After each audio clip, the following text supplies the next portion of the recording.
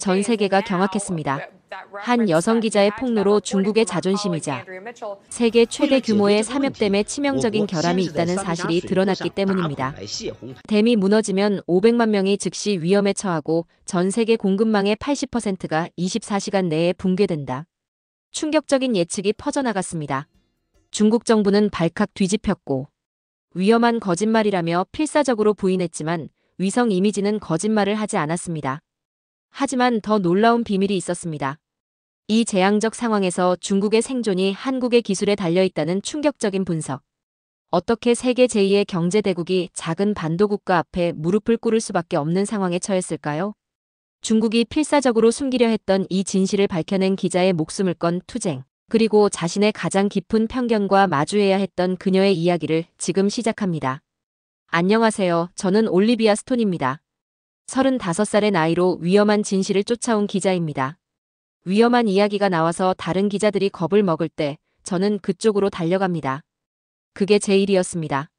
어두운 구석에 숨겨진 진실을 찾는 것이죠. 하지만 제가 잘 말하지 않는 문제가 있습니다. 저는 정말로 한국을 좋아하지 않았습니다. 한국은 그저 속임수와 과장으로 가득 찬 나라일 뿐이야라고 저는 진심으로 그렇게 믿었습니다. 놀랍게도 저는 한국에서 2년 동안 해외 특파원으로 일했습니다. 그 기간 내내 한국 관련 기사는 철저히 피했습니다. 대신 중국, 러시아, 중동 뉴스만 취재했습니다. 한국만 아니면 어떤 주제든 괜찮았습니다. 왜 그랬을까요? 저도 정확한 이유는 모릅니다. 어떤 생각은 그냥 머릿속에 단단히 자리 잡아 떠나지 않는 법입니다. 완전히 확신하고 있던 것이 인생에서 완전히 뒤집어질 수 있습니다. 저에게 바로 그런 일이 일어났습니다. 2025년 1월이었습니다. 그 달은 추위가 정말 혹독했기 때문에 기억합니다. 거대한 한파가 중국의 절반을 얼려버렸고 제 작은 베이징 아파트는 얼음 상자 같았습니다. 저는 이불 2개를 둘러싸고 앉아 손가락이 거의 감각을 잃은 채 태블릿으로 웨이보를 스크롤했습니다. 웨이보는 들어보지 못하셨다면 중국판 트위터 같은 겁니다. 저는 포기하고 따뜻한 차를 만들려고 할 때 한 게시물이 눈에 띄었습니다. 누군가 USB 드라이브의 흐릿한 사진과 함께 제 기자 감각을 자극하는 메시지를 공유했습니다. 그들이 숨기고 있는 진실은 수백만 명을 구할 수 있습니다. 아마도 가짜일 거라 생각하며 클릭했습니다. 온라인의 선정적인 내용들은 대부분 그렇죠. 하지만 더 읽어 내려갈수록 제 심장이 귀에서 들릴 정도로 세게 뛰기 시작했습니다. 그 게시물은 USB가 중국의 최고 비상위원회에서 나온 비밀 문서를 담고 있다고 주장했습니다. 문서 제목만 읽어도 온몸이 차가워졌습니다. 바깥에 얼어붙은 공기보다도 더 차갑게요. 부분 붕괴 시나리오, 이창과 우한에서 수십만 명의 생명이 위험에 처함. 전체 붕괴 시나리오. 12시간에서 24시간 내에 전 세계 공급망의 80% 마비. 상상이 되시나요? 제 손이 실제로 떨리고 있었습니다. 저는 전쟁과 재난을 취재해온 강인한 기자지만 이건 달랐습니다. 이건 묵시록적이었죠. 하지만 정말 저를 놀라게 한 부분, 제가 알고 있던 모든 것을 바꿀 문장은 게시물의 맨 마지막에 있었습니다. 삼엽댐이 무너지면 중국은 회복하는데 최소한 5년이 필요할 것이며 한국의 건설, 반도체, 조선 능력 없이는 회복이 불가능합니다. 그걸 읽고 저는 실제로 큰 소리로 웃었습니다. 한국? 한국이라고요? 제가 몇 년 동안 중요하지 않다고 무시해온 나라. 이건 가짜임에 틀림없어 제 빈 아파트에 속삭였습니다. 왜 강대한 중국이 한국의 도움을 필요로 하겠어? 저는 일어나서 작은 거실을 왔다 갔다 하며 생각이 발보다 빠르게 달렸습니다. 이 정보가 사실이라면 제 경력에서 아마도 10년 중에서 가장 큰 이야기가 될 것입니다. 하지만 그것은 제가 믿었던 모든 것에 도전했습니다. 저는 창밖으로 베이징의 스카이라인을 바라봤습니다. 겨울 안개를 통해 거의 보이지 않았죠. 거대한 마천루들이 멀리서 유령처럼 보였습니다. 뭔가 큰일이 일어나고 있었습니다. 수백만 명의 생명에 영향을 미칠 수 있는 일이었죠. 이게 진짜인지 알아야겠어. 저는 결심하며 스스로에게 말했습니다. 이 이야기를 따라가겠습니다. 그것이 가고 싶지 않은 곳으로 저를 이끌더라도요. 심지어 그것이 한국에 대한 제 생각을 제고하는 것을 의미하더라도 말입니다. 그날 밤 저는 잠을 이룰 수 없었습니다. 댐이 무너지고 도시가 물에 잠기고 제가 수년간 피해왔던 한국이 전 세계적 재난을 예방하는 열쇠가 될 수 있다는 것이 얼마나 이상한지 계속 생각했습니다. 때로는 가장 큰 여정이 단 한 번의 클릭으로 시작됩니다. 그날 밤 고향에서 수천 마일 떨어진 추운 아파트에서 웅크리고 있던 저는 제 인생에서 가장 위험한 조사를 시작하려 한다는 것을 전혀 알지 못했습니다. 한국에 대한 제 생각뿐만 아니라 세상에 대한 전체적인 시각을 바꿀 조사였죠. 당신의 가장 강한 믿음에 의문을 제기하게 만드는 무언가를 발견한 적이 있으신가요? 저에게 일어나고 있던 일이 바로 그것이었습니다. 그리고 이것은 시작에 불과했습니다. 저는 그날 밤 거의 잠을 이루지 못했습니다. 아침이 되자 이 이야기가 어디로 이끌든 따라가기로 결심했습니다. 그때 이메일 한 통이 왔습니다.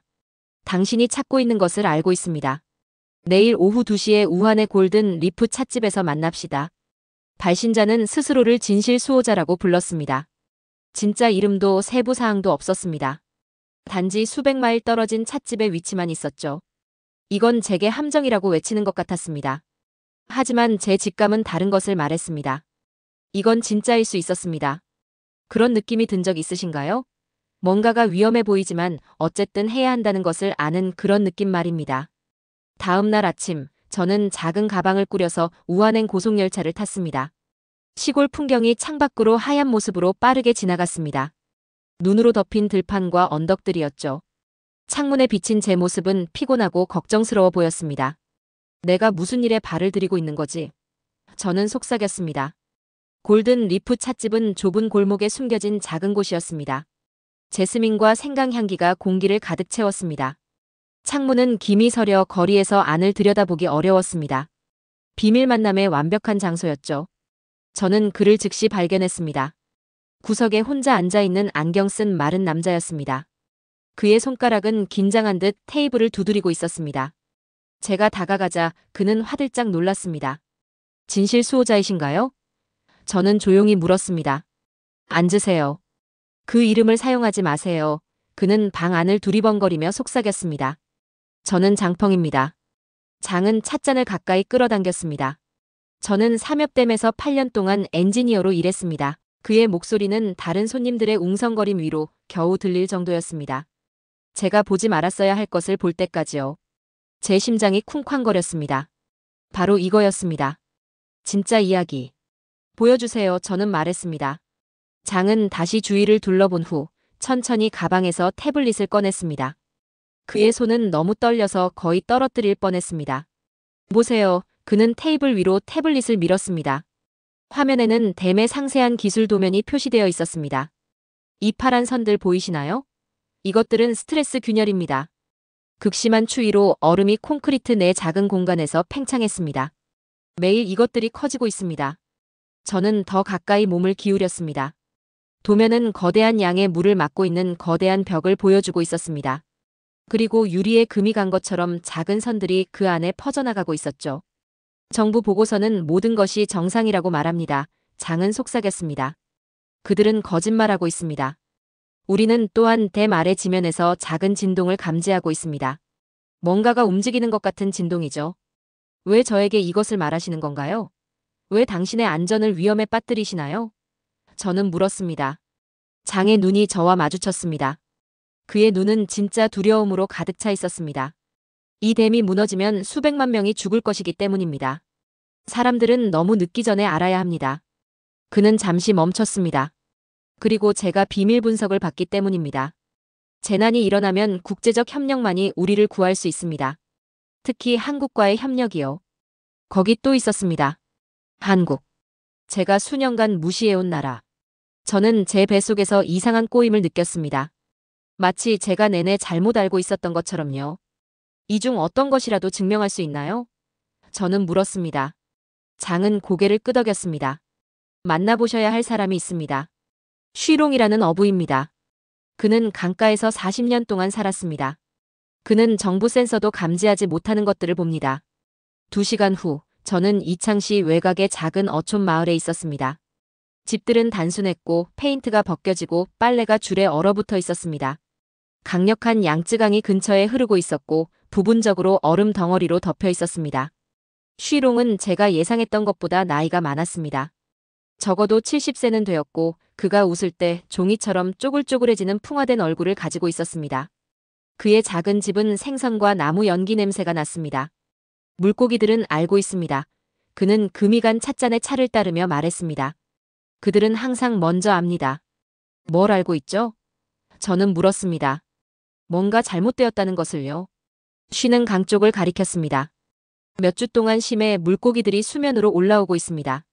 보통은 결코 함께 이동하지 않는 물고기들이 무리를 지어 같은 방향으로 헤엄치고 있습니다. 댐에서 멀어지는 방향으로요. 그는 몸을 앞으로 기울이며 목소리를 낮췄습니다. 어젯밤 제 찻잔이 테이블 위에서 덜컹거렸습니다. 바람도 없었고 지나가는 트럭도 없었습니다. 그때 저는 들었습니다. 마치 땅 밑에서 거인이 노크하는 것 같은 소리를요. 겨울 추위와 상관없는 오싹함이 저를 스쳐 지나갔습니다. 동물들은 인간보다 먼저 위험을 감지합니다. 쉬는 자신의 관자놀이를 두드리며 말했습니다. 자연이 말합니다. 우리는 들어야 합니다. 어둠이 내리자 저는 강가에 서서 흐르는 물을 지켜보았습니다. 만약 장과 쉬가 옳다면 이 평화로운 풍경이 파괴의 악몽이 될 수 있었습니다. 그리고 어떻게든 한국, 제가 무시해왔던 그 나라가 재난이 닥쳤을 때 유일한 희망이 될지도 모른다는 것이었습니다. 저는 답보다 질문이 더 많았습니다. 하지만 한 가지는 분명했습니다. 이 이야기는 제가 상상했던 것보다 더 크고 더 위험했습니다. 그리고 저는 겨우 표면을 긁어본 것에 불과했습니다. 중요한 것에 대해 완전히 잘못 알고 있었을지도 모른다는 것을 깨달은 적이 있으신가요? 밤이 내리는 강가에 서 있을 때 제가 느낀 기분이 바로 그랬습니다. 그리고 저는 그것이 어디로 이끌든 계속해서 파고들어야 한다는 것을 알았습니다. 베이징으로 돌아온 후에도 저는 제가 알게 된 것을 떨쳐낼 수 없었습니다. 장의 도면과 쉬의 이야기가 제 꿈속에 계속 나타났습니다. 하지만 저는 더 많은 증거가 필요했습니다. 가장 큰 회의론자조차도 저를 믿게 만들 확실한 증거가 필요했죠. 엄청난 것을 발견하기 직전이라고 느낀 적이 있으신가요? 그날 밤 제 책상에 앉아 창문 밖으로 쌓이는 눈을 바라보며 제가 느낀 기분이 바로 그랬습니다. 제 아파트는 얼어붙고 있었지만 거의 느끼지 못했습니다. 저는 제 임무에 너무 집중하고 있었기 때문이었죠. 디지털 속삭임을 잡을 시간이군. 노트북을 켜며 중얼거렸습니다. 저는 웹크롤러라는 특별한 프로그램을 만들었습니다. 삭제되기 직전에 소셜미디어 게시물을 찾아낼 수 있는 디지털 탐정이라고 생각하시면 됩니다. 중국에서는 정부 검열관들이 위험한 게시물을 엄청 빨리 제거합니다. 때로는 몇 초 만에요. 하지만 제 크롤러는 더 빨랐습니다. 저는 삼엽댐, 균열, 진동, 지진 같은 키워드를 웨이보, 위챗, 더우인 등 모든 주요 중국 플랫폼에서 검색하도록 설정했습니다. 그리고 기다렸습니다. 처음에는 아무 일도 일어나지 않았습니다. 그저 컴퓨터의 조용한 윙윙거림과 가끔 아래 거리에서 지나가는 차 소리만 들렸죠. 하지만 새벽 2시 37분, 제 화면이 활동으로 밝아졌습니다. 게시물들이 연달아 나타났다가 거의 즉시 사라지기 시작했습니다. 어젯밤 댐에서 이상한 소리가 들렸다. 남쪽 구역 근처의 수위가 신비롭게 낮아지고 있다. 내 삼촌이 보안 업무를 하는데 벽에 균열이 있다고 한다. 저는 숨을 들이켰습니다. 제 손가락이 키보드 위를 날아다니며 모든 것을 저장했습니다. 게시물들은 나타난 직후에 사라지고 있었습니다. 정부 검열관들에 의해 삭제된 것이었죠. 마치 유령이 나타났다 사라지는 것을 보는 것 같았습니다. 가장 흥미로운 것은 사람들이 검열관을 속이려고 시도하는 방법이었습니다. 댐 균열 대신에 용의 피부가 갈라지고 있다라고 쓰고 대피 대신에 새들이 올해 일찍 둥지를 떠나고 있다라고 표현했습니다. 제 눈앞에서 비밀 언어가 발전하고 있었습니다. 해가 뜰 무렵 저는 200개가 넘는 삭제된 게시물을 수집했습니다. 각각은 작았지만 함께 모이니 끔찍한 그림을 그렸습니다. 댐이 위험에 처해 있고 근처 사람들이 그것을 느끼고 있으며 정부는 필사적으로 이를 숨기려 하고 있었습니다. 저는 피곤한 눈을 비볐습니다. 이를 확인할 방법은 단 하나뿐이었습니다. 직접 댐을 보러 가야 했습니다. 이틀 후 저는 다시 삼엽댐에 있었습니다. 이번에는 미국인 관광객으로 변장했습니다. 푹신한 빨간 재킷, 커다란 선글라스, 그리고 나는 중국을 사랑해요라고 인쇄된 모자를 썼습니다. 전망대는 사진을 찍는 실제 관광객들로 붐볐습니다. 차가운 바람이 거대한 콘크리트 구조물을 가로질러 휘몰아쳤습니다. 댐은 양쯔강을 가로질러 거의 2km에 걸쳐 있었습니다. 엠파이어 스테이트 빌딩 5개를 이어놓은 것보다 길었죠. 정말 거대했습니다. 하지만 저는 그것을 감상하러 온 것이 아니었습니다. 장의 도면을 기억하며 저는 자연스럽게 남쪽 구역으로 걸어갔습니다. 난간에 기대어 마치 셀카를 찍는 것처럼 전화기를 꺼냈습니다. 하지만 실제로는 아래 콘크리트 벽을 조사하고 있었습니다. 그리고 거기 있었습니다. 정확히 장의 도면이 보여주었던 곳에 벽 부분에 퍼져 있는 어두운 얼룩들. 제가 보는 동안 자라나고 줄어드는 것 같은 작은 선들. 제 눈이 저를 속이고 있었을까요? 저는 금속 난간에 손을 얹고 느꼈습니다. 미묘한 진동, 마치 기차가 오고 있을 때 기찻길 근처에 서 있는 것 같은, 하지만 매우 멀리서 오는 듯한 느낌이었습니다. 제 위장이 내려앉았습니다. 이것은 진짜였습니다. 남쪽 벽은 사진 찍지 마세요. 저는 거의 깜짝 놀라 펄쩍 뛸 뻔했습니다. 경비원이 바로 제 뒤에 서 있었고 그의 얼굴은 엄격했습니다. 그냥 셀카 찍고 있었어요. 저는 최대한 무지한 관광객 미소를 지으며 말했습니다. 오늘은 전망대가 일찍 닫습니다. 유지보수 때문이요. 그의 안경 뒤로 눈이 가늘어졌습니다. 남쪽 벽 사진은 삭제해주세요. 그는 제가 전화기에서 사진을 삭제하는 척하는 것을 지켜보았습니다. 제 심장은 너무 세게 뛰어서 그가 들을 수 있을 것 같았습니다. 그날 밤 호텔방에서 저는 지역 신문들을 훑어보았습니다. 대부분은 평소와 같은 정부 이야기들로 가득 차 있었습니다. 경제 성장, 행복한 시민들, 완벽한 날씨 등이었죠. 하지만 한 작은 신문의 17페이지 구석에 제 피를 얼어붙게 만드는 작은 기사가 있었습니다. 다음 달 이창에서 정기 대피 훈련이 실시될 예정. 모든 시민들의 참여가 필요합니다. 왜 도시 전체가 대피 훈련이 필요할까요? 그 대답은 끔찍하게 명백해 보였습니다. 그날 밤 베이징으로 돌아갈 준비를 하며 가방을 싸면서 이상한 생각이 떠올랐습니다. 만약 댐이 정말 위험에 처해 있고 만약 비밀 문서가 주장한 대로 한국이 정말 전 세계적 재앙을 막는 열쇠라면 저는 내내 한국에 대해 잘못 알고 있었던 걸까요? 그 생각은 저를 불편하게 만들었습니다. 뭔가에 대해 완전히 잘못 알고 있을 수도 있다는 것을 인정하기는 어렵죠. 그렇지 않습니까? 하지만 기자로서 저는 그것이 어디로 이끌든 사실을 따라가야 했습니다. 그리고 지금 그것들은 저를 매우 위험한 영역으로 이끌고 있었습니다. 저는 그 USB 드라이브에 무엇이 들어있는지 봐야 했습니다. 소셜미디어의 조각들이 아니라 진짜 내용을요. 손가락이 따끔거릴 정도로 무언가를 간절히 원해본 적이 있으신가요? 그 USB에 대한 제 마음이 바로 그랬습니다. 저는 장펑을 다시 찾아야 했습니다. 안전한 채널을 통해 조심스럽게 메시지를 보낸 지 3일 만에 장은 저와 만나기로 동의했습니다. 이번에는 우한의 지하 주차장에서 만났습니다. 딱 스파이 영화에서 보는 것과 같았습니다. 어두운 구석, 깜빡이는 조명, 그리고 거의 사람이 없었죠. 비밀에는 완벽한 장소였습니다. 당신이 옳았습니다. 저는 장에게 말했습니다. 제 숨은 차가운 공기 속에서 작은 구름을 만들었습니다. 직접 균열을 봤습니다. 장은 전보다 더 긴장해 보였습니다. 그의 눈 밑에는 검은 원이 있었습니다. 마치 며칠 동안 잠을 자지 않은 것 같았죠. 그들이 저를 감시하고 있습니다. 그는 속삭였습니다. 시간이 많지 않아요. 그는 주머니에 손을 넣어 작은 검은색 USB 드라이브를 꺼냈습니다. 단지 작은 플라스틱과 금속 조각에 불과했지만 지금 세계에서 가장 중요한 정보를 담고 있을지도 모르는 것이었습니다. 모든 것이 여기 있습니다. 그는 그것을 제 손바닥에 눌러주며 말했습니다. 전체 보고서, 예측, 세계적 영향 분석까지요. 제 손이 그것을 감쌌습니다. 감사합니다. 그저 진실을 말해주세요. 장이 말했습니다. 그런 다음 그는 돌아서서 빠르게 걸어가 그림자 속으로 사라졌습니다. 호텔방으로 돌아와 저는 문이 잠겼는지 커튼이 쳐져 있는지 3번이나 확인했습니다. 심장이 빠르게 뛰는 가운데 USB를 노트북에 꽂았습니다. 파일들이 제 화면에 나타났습니다. 수십 개나 됐습니다. 기술 도면, 보고서, 분석 자료들이었죠. 저는 세계적 영향 시나리오라는 제목의 파일을 열었습니다. 제가 읽은 내용은 제 피를 차갑게 만들었습니다. 만약 삼엽댐이 완전히 무너진다면 보고서는 이렇게 말했습니다. 하류에 있는 500만 명 이상의 사람들이 즉각적인 위험에 처할 것입니다. 이창시의 모든 사람들과 우한 일부 지역을 포함해서요.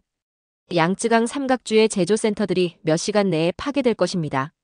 이 공장들은 여러분의 전화기, 컴퓨터, 자동차, 그리고 사람들이 매일 사용하는 수천 가지 다른 물건의 부품을 만듭니다. 전 세계 공급망의 80%가 24시간 내에 붕괴될 것입니다. 생각해보세요.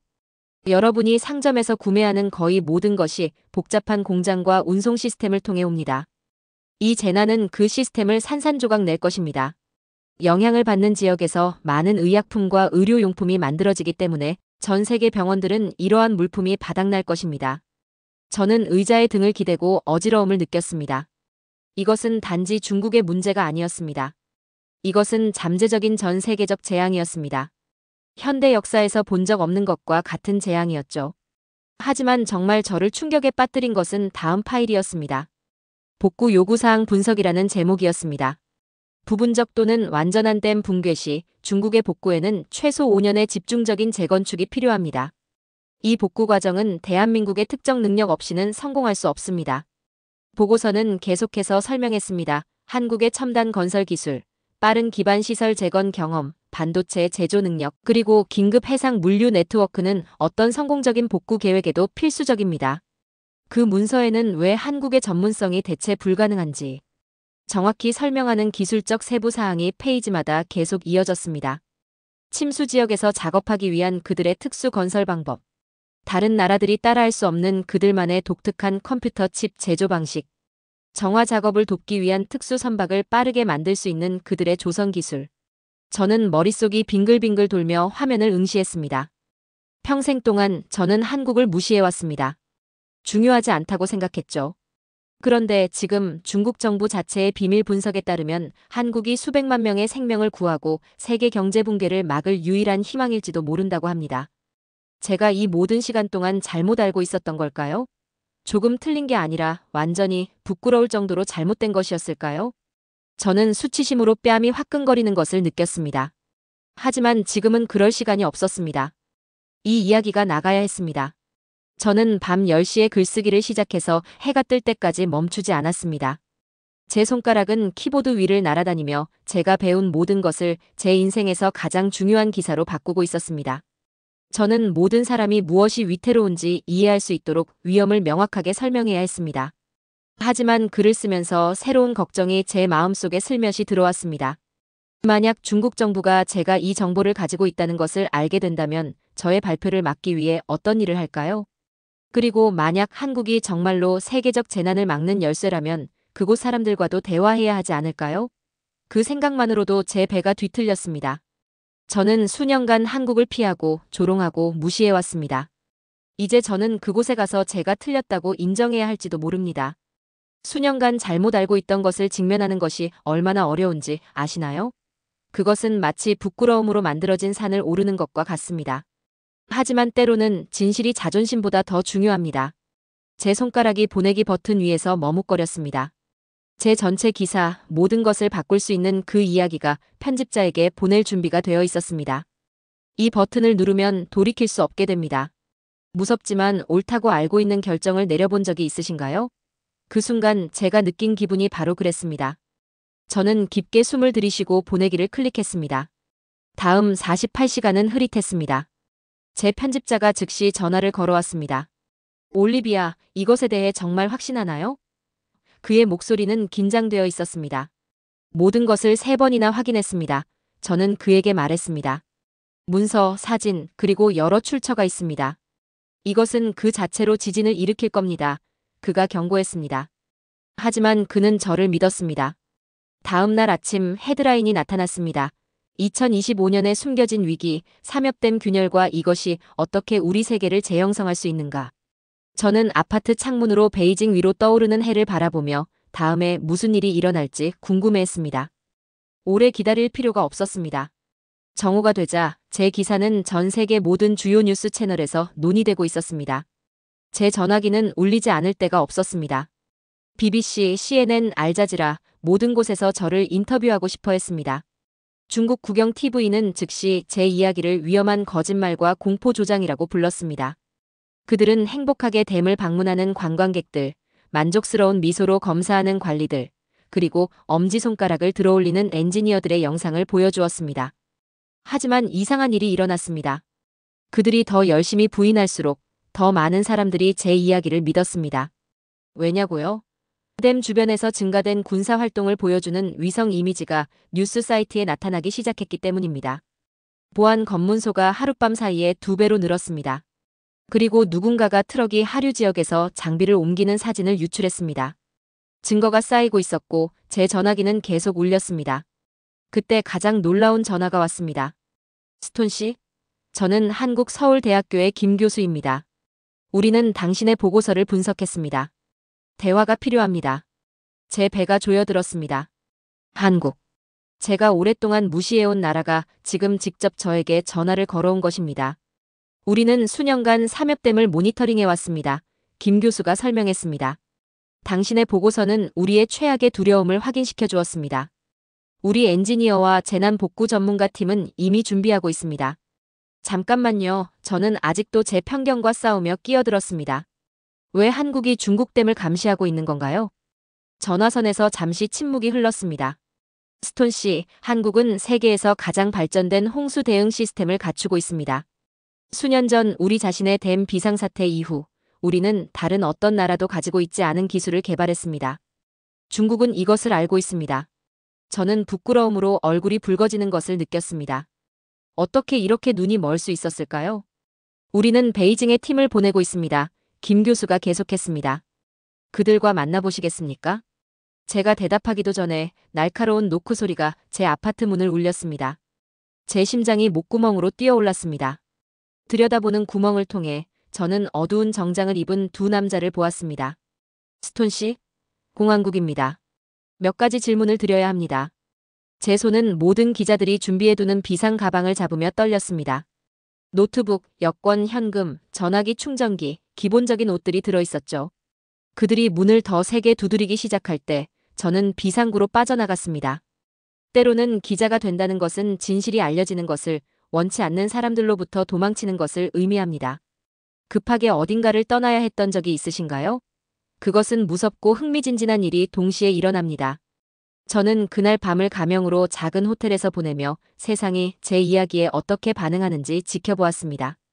세계 지도자들이 긴급 회의를 소집하고 있었습니다. 주식시장은 미쳐 날뛰고 있었습니다. 그리고 소셜미디어에서는 수백만 명의 사람들이 같은 질문을 하고 있었습니다. 우리가 무엇을 할 수 있을까요? 다음 날 아침, 저는 모자와 선글라스로 변장하고 조용한 카페에서 김 교수의 팀을 만났습니다. 진지한 표정의 5명의 한국 엔지니어들이 지도와 도면을 테이블 위에 펼쳐놓았습니다. 상황은 당신의 기사가 제안하는 것보다 더 나쁩니다. 수석 엔지니어가 말했습니다. 우리의 계산에 따르면 댐은 몇 달이 아니라 몇 주밖에 남지 않았습니다. 저는 충격에 그들을 응시했습니다. 뭐라도 할 수 있을까요? 그 여성은 고개를 끄덕였습니다. 네, 하지만 중국과 한국 사이에 즉각적인 협력이 필요합니다. 우리는 댐을 일시적으로 안정화시킬 수 있는 특수 장비와 전문 지식을 가지고 있습니다. 중국이 당신들의 도움을 받아들일까요? 저는 물었습니다. 팀은 서로 시선을 교환했습니다. 그것이 당신이 필요한 부분입니다, 스톤 씨. 세계는 이제 당신의 보도를 신뢰합니다. 당신은 보통 함께 일하지 않는 국가들 사이에 다리를 놓는데 도움을 줄 수 있습니다. 저요? 수년간 한국을 무시해온 기자라고요? 이 아이러니는 거의 너무 컸습니다. 우리가 대화하는 동안 제 전화기는 뉴스 알림으로 진동했습니다. 중국 관리들이 삼엽댐 검사를 위한 국제적 지원을 요청. 그것이 일어나고 있었습니다. 진실이 승리하고 있었습니다. 그 한국 엔지니어들을 바라보며 그들의 결단력, 그들의 전문성, 그들에게 항상 우호적이지 않은 나라를 돕고자 하는 의지, 저는 제 내면에서 무언가가 변화하는 것을 느꼈습니다. 제 편견이 무너져 내리고 존경심으로 대체되었습니다. 그리고 솔직히 제가 얼마나 잘못되었는지에 대한 부끄러움도요. 그날 밤 국제적 대응에 관한 후속 기사를 쓰면서 저는 중요한 것을 깨달았습니다. 때로는 우리의 가장 강한 믿음이 우리의 가장 큰 맹점이 됩니다. 제가 무시했던 나라가 수백만 명의 생명을 구하는데 도움이 될지도 모릅니다. 진실은 그저 균열이 생긴 댐에 관한 것이 아니었습니다. 그것은 우리가 서로에 대해 얼마나 잘못 알고 있을 수 있는지, 그리고 함께 일하는 것이 우리의 유일한 희망일지도 모른다는 것에 관한 것이었습니다. 여러분, 우리 모두는 자신도 모르게 품고 있는 편견의 벽이 있을지 모릅니다. 이 이야기를 통해 우리나라가 이제는 세계 강대국들도 인정할 수밖에 없는 기술력과 지혜를 가진 나라라는 점이 새삼 자랑스럽습니다.